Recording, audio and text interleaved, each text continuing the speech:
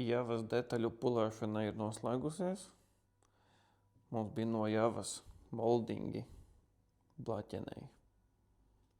Šādi viņi izskatās pārpulēti. Šīs konkrēti detaļas bija palielam tikai uz pārpulēšanu. Labi, viens šitais tika labots, jo tur bija briesmīgas oksidēšanās pēdas un bija diezgan labi ieēdies. Rumbas mums izskatās šādi. Tika pārpulētas šīs vietas. Kā redzat, baigi labos tur nav. Toties labots bija kur šīs visas vietas. Tur, kur ies pieķi iekšā. Un šim arī bija vidū cits pats sapulēts. Tā kā pa lielam labotas tika rumbas un šīs pārējās blaķenes detaļas tika praktiski pārpulētas. Viena pielabota un pārējās visas pārpulētas.